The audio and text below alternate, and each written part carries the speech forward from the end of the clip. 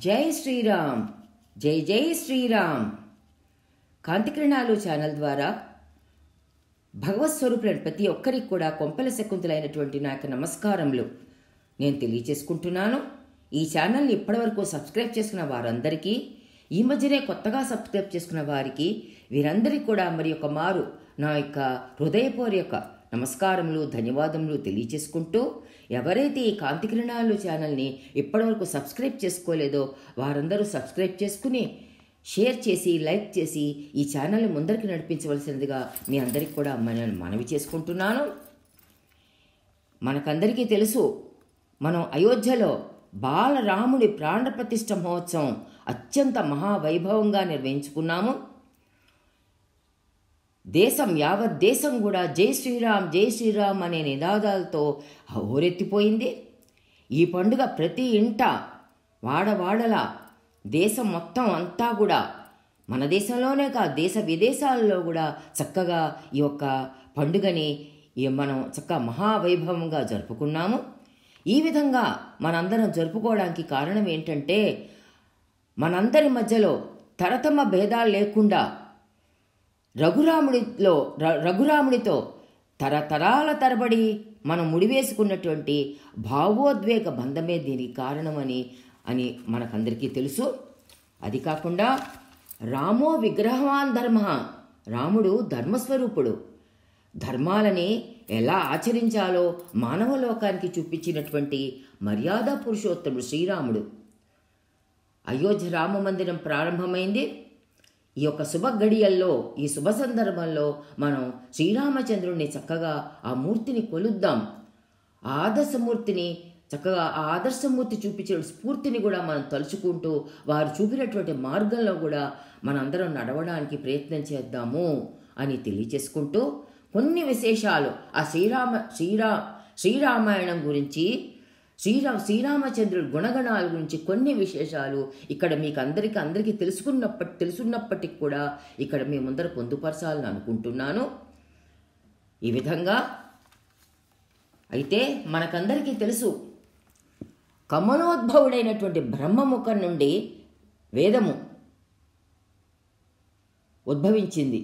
అలాగే వల్మీక సంభవుడైన వాల్మీకి మహర్షి గంటం నుండి శ్రీమద్ రామాయణం జాలువారింది. ఇరువురు చతురాస్యులే, అనగా ఒకరు చతుర్ముఖులు, మరి ఒకరు చతురవచనులు. ఒకరు బ్రహ్మలోక విధాత, ఇంకొకరు వాల్మీకి శ్లోక విధాత. ఈ ఉభయుల మధ్య గల భేదం చాలా తక్కువ, లేస మాత్రమే. అందుకోసమనే వేదసారమైన శ్రీరామాయణం వాల్మీకి మహర్షి హృదయం నుండి ఆవిర్భవించింది. అది కాకుండా శ్రీరామాయణం మానవాళికి లభించినటువంటి ఒక పరమ పవిత్ర కావ్యం. ఇది మనకున్నటువంటి ధర్మ సంశయాలని కూడా దూరమరుస్తుంది. మనందరినీ కూడా పవిత్ర ధర్మ మార్గాల్లో ఎలా నడవాలో అది మనకి సూచిస్తుంది. ఇది దివ్య రచన. ఇది సర్వకాలయందు కూడా ఇది భారతీయుల హృదయాలకి పరమ పవిత్రమైనటువంటిది. ఇది వేదం యొక్క, ఉపనిషత్తుల యొక్క సారం అని మనం తెలుసుకోవాలి. శ్రీరామాయణం ఏమిటి? వేదముల సారము, ఉపనిషత్తుల యొక్క సారము. సామాన్య మానవులకి ఇది కావ్య రూపంలో మనకి ఒక మధుర కృతిగా శ్రీ వాల్మీకి మహర్షి మనకి చక్కగా అందించడం జరిగింది. ఇటువంటి వేద సారము, ఉపనిషత్తుల యొక్క సారమైనటువంటి ఇటువంటి కావ్యాన్ని మనందరము చక్కగా మానవ రూపం మనం పొందినందుకు, మానవ జన్మ పొందినందుకు మన జన్మ ధన్యం చేసుకోవాలంటే తప్పకుండా శ్రీమద్ రామాయణాన్ని పఠించాలి.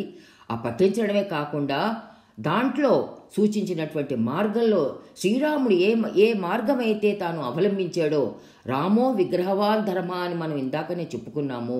ఆ శ్రీరాముడు ఆచరించినటువంటి, ఆయనకు ఉన్నటువంటి సకల సద్గుణ ఐశ్వర్యం, ఆయనకు ఉన్నటువంటి రకరకాల చక్కటి సద్గుణాలు, ఆయనకు ఎన్నో సద్గుణాలు ఉన్నాయి. అటువంటి సద్గుణాలను మనం కొన్నేనా, ఆయనకు ఉన్నట్టు సద్గుణాలను మనం కూడా ఆపాదించుకుని మనం ఆ శ్రీరాముడు చెప్పినటువంటి మార్గంలో మనం నడిచినట్లయితే కనుక ఈ మానవుడు తప్పకుండా మాధవుడై వెలుగుతాడు అనే విశేషాన్ని ఇక్కడ మనందరం కూడా చక్కగా అర్థం చేసుకోవచ్చు అన్నమాట. అది కాకుండా మనకందరికీ తెలుసు, ఈ శ్రీరామాయణాన్ని, రామకథ అని సీతా చరిత్రం అని, రావణవధ అని ఇలా మనం చెప్పుకుంటూ ఉంటాం. బాహ్యంగా కూడా అది అలాగే కనిపిస్తుంది. కానీ లోతుగా పరిశీలిస్తే అది బ్రహ్మ కథ. దీంట్లో పరబ్రహ్మ తత్వాన్నంతా కూడా ఇమిడ్చి మనకి వాల్మీకి మహర్షి వారు మనకు అందించారు. అది కాకుండా శ్రీరాముడు సీతాదేవి లోకానికి ఆదర్శమూర్తులు, ఆరాధ్యులు. శ్రీరాముడు మానవాళికి ఆవశ్యకములైనటువంటి ఎన్నో ధర్మాల్ని తాను ఆచరించి చూపెట్టారు. దాంట్లో పుత్రధర్మం, మిత్రధర్మం, భ్రాతృధర్మం, భద్రుధర్మం, శిష్యధర్మం, రాజధర్మం, శత్రుధర్మం, ఇలా ఎన్నో ధర్మాల్ని తాను స్వయంగా ఆచరించి లోకానికి మార్గదర్శకుడుగా ఆయన చక్కగా మనకి ఆచరించి చూపెట్టారన్నమాట. ఆయన లోకానికి శ్రీరామచంద్రమూర్తి మనకి మార్గదర్శకుడు. ఆయన చూపినటువంటి బాటలో నడుస్తే మన జీవితం ఎప్పుడు కూడా ధన్యమవుతుంది. సీతామాత కూడా ఏం తక్కువ కాదు. సీతామాత స్త్రీలకి మనం ఆచరించగలిగేటటువంటి సమస్త ధర్మాల్ని మన నిజ జీవితంలో ఎలా మనం ఆచరించాలో ధర్మాలన్నీ కూడా ఆమె లోకానికి ప్రకటించింది. ఆమె ఆచరించి లోకానికి ప్రకటించింది. అందుకోసమే ఈ రామాయణం కావ్యమే కాదు, అది ఒక ధర్మశాస్త్ర గ్రంథం అని కూడా మనం తెలుసుకోవాలి. మానవ జీవితంలో మనకి పురుషార్థాలు ఉన్నాయి. ధర్మ, అర్థ, కామ, మోక్షాలు అనే 4 పురుషార్థాలు. దాంట్లో ధర్మము, అర్థము, కామము ఈ 3 పురుషార్థాలు తప్పకుండా సాధించాలి. ఇది సాధించిన నాడే మనకి మోక్ష మార్గం మనకి సుగమం అవుతుంది. అయితే ఈ మొదటి 3 అయినటువంటి త్రివర్గానికి మూలం ధర్మమే. ధర్మబద్ధములు కానీ అర్ధకామాలు 2 కూడా అనర్థహేతువులవుతాయి. ధర్మంగా అర్థాన్ని మనం పొందాలి, ధర్మంగా కామాన్ని కూడా మనం పొందాలి. ఈ అర్ధకామాలు కూడా ధర్మబద్ధాలే ఉండాలి. ధర్మానికి విరుద్ధంగా మన రామాయణంలో చూస్తాం. ధర్మానికి విరుద్ధంగా పచ్చి స్వార్థంతో భరతుడికి రాజ్యం కావాలని కైక చూసింది. రాజ్యం కట్టబెట్టమని ఆయన దశరథుని ఎంతో ఇది చేసింది. దానికి తగ్గట్టుగానే ఏమైంది? ఆయన స్వార్థంతో ఆమె చేసిన పని ఏమైంది? ఆమె కైకేయి నలుగురిలో నవ్వుల పాలైంది. ధర్మ విరుద్ధమైనటువంటి పనులు ఏవి చేసినప్పటికి కూడా ఈ యొక్క విషయం ద్వారా మనం ఏం తెలుసుకోవాలంటే మనకి ఎప్పుడప్పుడు అపజయం తప్పదు. ధర్మ విరుద్ధమైనటువంటి పనులు చేస్తే తప్పకుండా అపజయం పాలవుతాము, నలుగురిలో నవ్వుల పాలవుతాము అనే విశేషాన్ని ఇక్కడ మనం ఈ యొక్క సంఘటన ద్వారా తెలుసుకోవచ్చు. కైకేయి నలుగురిలో నవ్వుల పాలైంది, లోకనింద గురైంది. అలాగే ధర్మాన్ని వీడి కామాతురుడై పరసతులని ఆశించిన దుష్ట రావణుడు కూడా లోకల్లో అపకీర్తి పొందాడు. సపరివారంగా అతను నశించాడు. అయితే ధర్మబద్ధుడై రాజ్యమునే పరిత్యజించిన శ్రీరాముడు లోకారాజ్యుడయ్యాడు. శ్రీరాముడు ఏమయ్యాడు? లోకారాజ్యుడు. ధర్మబద్ధంగా అతను తన ధర్మపదంలో నడుస్తూ అతను రాజ్యాన్నే పరిత్యజించి ఆయన లోకానికి ఒక ఆదర్శమూర్తిగా లోకారాజ్యుడిగా నిలిచిపోయాడు. అందుకోసమే మనం ఏమంటాం? రామో విగ్రహవాన్ ధర్మ. శ్రీరాముడు మూర్తి భవించిన ధర్మం. అది కాకుండా అందుకోసమనే మన లోకంలో కూడా మనకు ఒక సూక్తి ఏర్పడింది, ధర్మో రక్షతి రక్షితః అని. ధర్మమును ఆశ్రయించిన వాడిని ఆ ధర్మమే కాపాడుతుంది అని మనకి తెలియవస్తోంది. ఈ శ్రీరామాయణం ద్వారా కూడా మనం చక్కగా తెలుసుకోవచ్చు. అయితే ఇంతవరకు శ్రీరామాయణం గురించి చక్కగా ఇంత విశేషమైన విశేషాలు మనం చెప్పుకున్నాము. అయితే ఈ బాలరాముడిని ప్రతిష్ఠించుకున్న సందర్భంలో, శ్రీరామ శకం మొదలైన సందర్భంలో మన శ్రీరామచంద్రుడి యొక్క కొన్ని గుణ విశేషాలని మనం తెలుసుకుందాము. అయితే బాలకాండలోని మొదటి సర్గ అయినటువంటి సంక్షిప్త రామాయణంలో వేదాధ్యాయన నిరతుడు, వాక్చతురుడు అయినటువంటి నారద మహాముని తపస్వి అయిన వాల్మీకి మహర్షికి చక్కటి శ్రీరామచంద్రుడి యొక్క గుణాలన్నీ కూడా తెలియచేస్తారు. వాల్మీకి మహర్షి నారద మహాముని అడుగుతారు, ఎవరైనా ఉన్నారా సకల ఈ ప్రపంచంలో, ఈ భూమండలంలో ఎవరైనా ఉన్నారా సకల సద్గుణ సంపన్నుడు, ఎట్టి విపత్కర పరిస్థితుల్లోనూ తొడగనివాడు, సామాన్య విశేష ధర్మాల్ని తెలిసినవాడు, శరణాగత వత్సలుడు, ఎట్టి క్లిష్ట పరిస్థితుల్లోనూ ఆడి తప్పనివాడు, నిశ్చలమైన సంకల్పం కలవాడు అయినటువంటి పురుషుడు ఈ భూమండలంలో ఎవరైనా ఉన్నారా అని వాల్మీకి మహర్షి నారద మహాముని ప్రశ్నించడం జరుగుతుంది. ఇది సంక్షిప్త రామాయణంలో మనకి చూడవచ్చు. ఓం తపస్వాధ్యాయ నిరతం తపస్వీ వాగ్విదాంబరం నారదం పరిపప్రచ్ఛ వాల్మీకిర్మునిపుంగవం కోన్వస్మిన్ సాంప్రతం లోకే గుణవాన్ కస్య వీర్యవాన్ ధర్మజ్ఞస్య కృతజ్ఞస్య సత్యవాక్యో దృఢవ్రతః అని ఈ విధంగా వాల్మీకి మహర్షి నారద మహాముని కొన్ని శ్లోకాల ద్వారా ప్రశ్నించడం జరుగుతుంది. దానికి నారదుల వారు ఏం సమాధానం చెప్తారంటే, ఆయన దాని సమాధానం ఏం చెప్తారంటే, ఇక్ష్వాకు వంశ ప్రభవో రామో నామ జనే శ్రుతః నియతాత్మా మహావీర్యో జ్యుతిమాన్ ధృతిమాన్ వసి బుద్ధిమాన్ నీతిమాన్ వాగ్మి శ్రీమాన్ శత్రునిబర్హణః విపులాంసో మహాబాహు కంభుగ్రీవో మహాహనుః ధర్మజ్ఞః సత్యసంధశ్చ ప్రజానాం చ హితే రతః యశస్వీ జ్ఞాన సంపన్నః శుచిర్వశ్చ సమాధిమాన్ అని నారదుల వారు కొన్ని శ్లోకాలని చెప్పడం జరుగుతోంది. సమయాభావం వల్ల ఇలా చక్కటి శ్లోకాల ద్వారా నారద మహాముని వాల్మీకి మహర్షికి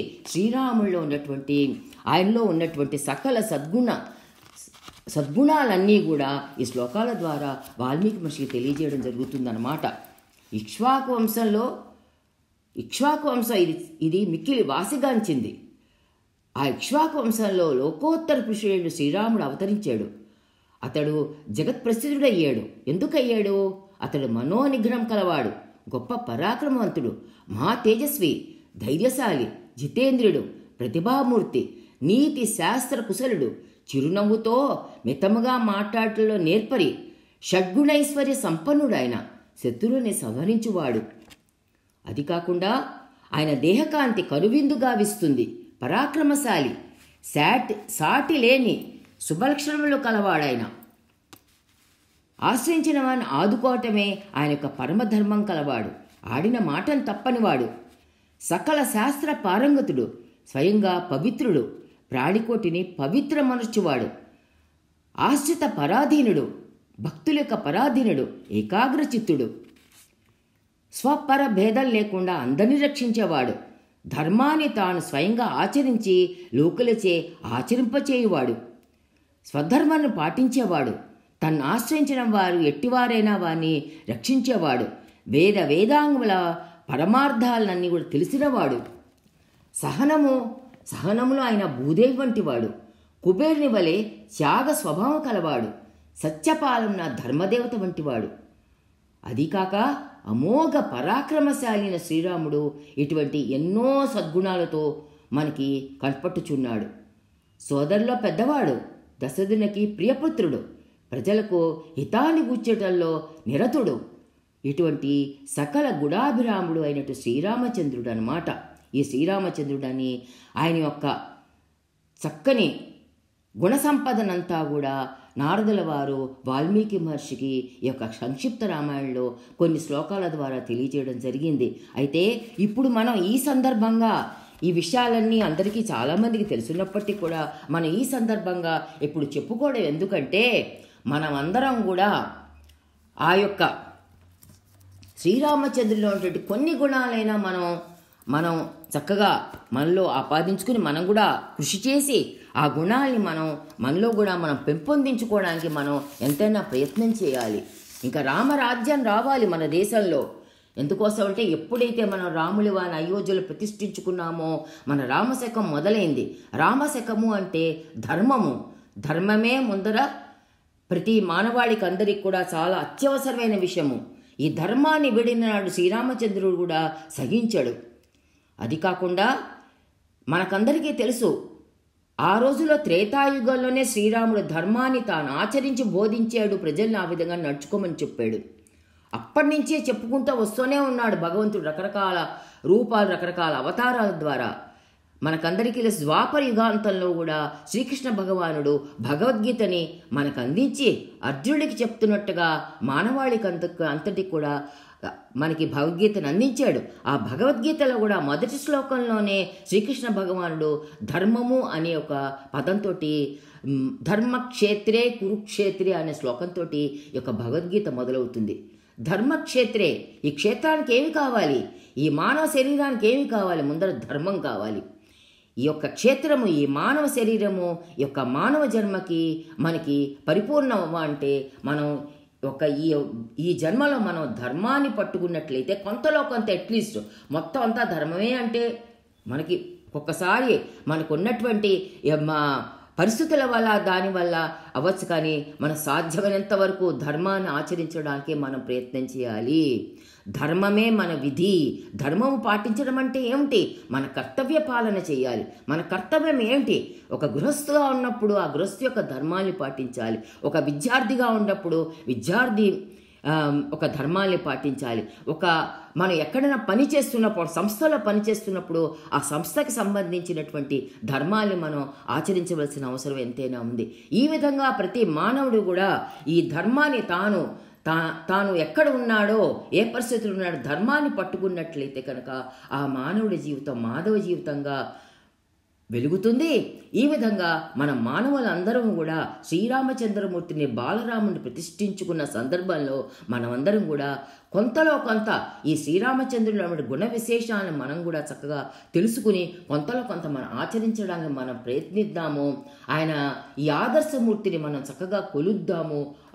ఈ ఆదర్శమూర్తి స్ఫూర్తి ఏదైతే మనకిచ్చారో ఆ స్ఫూర్తిని మనం చక్కగా తలుచుకుంటూ వారు చూపినటువంటి మార్గాల్లో మనం నడుద్దాము అని తెలియచేసుకుంటూ జై శ్రీరామ్, జై జై శ్రీరామ్.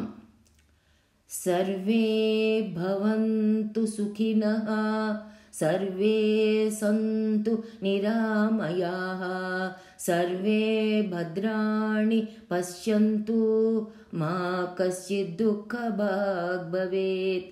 ఓం శాంతి శాంతి శాంతి.